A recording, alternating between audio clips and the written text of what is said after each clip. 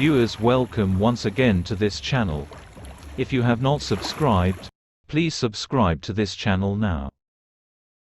आखिरी मुगल शहंशाह बहादुर शाह जफ़र को इनकी वफ़ात के बाद एक सदी से ज़ायद अरसे तक फरामोश कर दिया गया। मुगल बादशाह बहादुर शाह जफ़र के इंतकाल की खबर को हिंदुस्तान पहुंचने में 15 दिन से ज़्यादा का अरसा लगा। इस किस्त में हम आखिरी मुगल बादशाह बहादुर शाह जफ़र के मसाइब पर बात करेंगे। हिंदुस्तान की पहली जंग आज़ादी में हिस्सा लेने पर अंग्रेज़ों ने इनके साथ नारवा सलूक किया। वे क्रांतिकारियों के नेता थे, इसलिए उनसे घृणा की जाती थी। हिंदुस्तान की सरजमीन पर अंग्रेज़ों के तमाम मज़ालिम की तारीख़ गवाह है।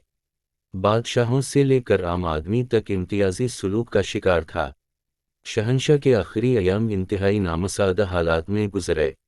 बहादुर शाह जफ़र 24 अक्टूबर 1775 को पुरानी दिल्ली में पैदा हुए। इनके वालिद अकबर शाह सानी और वालिदा का नाम लाल बाई था। इनका पूरा नाम मेरा अब्बू जफ़र सिराज अलदीन मोहम्मद बहादुर शाह जफ़र था। 10 मई 1857 को मेरठ में अंग्रेज़ों के खिलाफ बगावत फूट पड़ी। ये 11 मई 1857 की गर्मियों की रोशन सबा थी। बहादुर शाह जफ़र दरिया जमुना के किनारे मछली पकड़ रहे थे। एक दूत दिल्ली शहर में कुछ गड़बड़ी की खबर लाया। यह सुनकर बादशाह किले की ओर दौड़े। मेरठ और पड़ोसी छावनियों से सिपाही बहादुर शाह जफ़र को अंग्रेज़ों के खिलाफ अपना लीडर नामज़द करने के लिए दिल्ली में दाखिल हुए थे। अगले दिन 12 मई 1857 बहादुर शाह जफ़र ने सिपाहियों के साथ सामीन को मुनक़्क़िद किया। बूढ़े शहंशाह को बगावत में हिस्सा लेने और बागी अफवाज की क़यादत करने में कोई दिलचस्पी नहीं थी। सिपाहियों को जफ़र से ज़्यादा रवादार और उमन पसंद कोई लीडर या बादशाह नहीं मिल सका। फ़ौजियों की अक्सरियत इसे अपना लीडर बनाना चाहती थी, लेकिन फिर भी कुछ इसकी बेइज्जती कर रहे थे। सम्राट 1857 के भारतीय विद्रोह के लिए अपरिहार्य प्रतीक और एकजुटता बिंदु बन गए थे।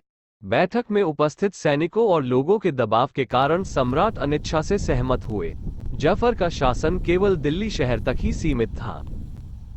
16 मई 1857 तक विद्रोहियों और महल के नौकरों ने शहर के विभिन्न हिस्सों से 52 यूरोपीय लोगों को हिरासत में ले लिया। बहादुर शाह बंदियों को दंड देने के पक्ष में नहीं थे। सम्राट के कुछ गैर समर्थकों ने महल के सामने एक पीपल के पेड़ के नीचे यूरोपियों को मार डाला। दिल्ली शहर में कोहराम मच गया। सेनापति की अनुपस्थिति में सेना बिना दिशा निर्देश के कार्य करती थी। सिपाहियों ने बहादुर शाह के सबसे बड़े बेटे मिर्जा मुगल को उसके सैन्य अनुभव की कमी के कारण सेनापति के रूप में अवहेलना की। भारतीय विद्रोह ने हजारों हिंदू और मुस्लिम सैनिकों के साथ देश को एकजुट किया। हर कोई बहादुर शाह जफर को अपना नेता बनाना चाहता था। जब अंग्रेजों ने जवाबी कार्रवाई की और दिल्ली पर फिर से अधिकार कर लिया, 19 सितंबर 1857 की सुबह मुगल बादशाह भाग निकला और उसने हुमायूं के मकबरे में शरण ली।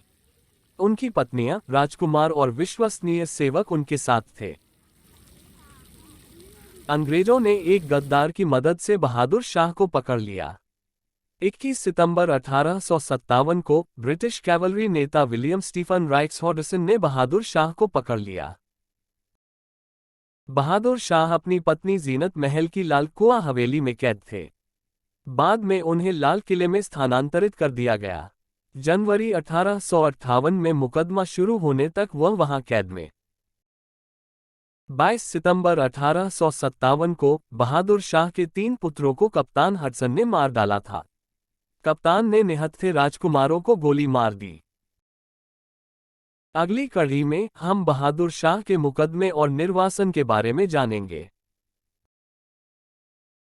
इस वीडियो को देखने के लिए धन्यवाद। देखें, शेयर करें, लाइक करें और सब्सक्राइब करें। इस एपिसोड को देखने के लिए धन्यवाद। अगर आपको यह वीडियो पसंद आया हो तो कृपया भारतीय इतिहास की अज्ञात कहानियों को जानने के लिए इस चैनल को सब्सक्राइब करें।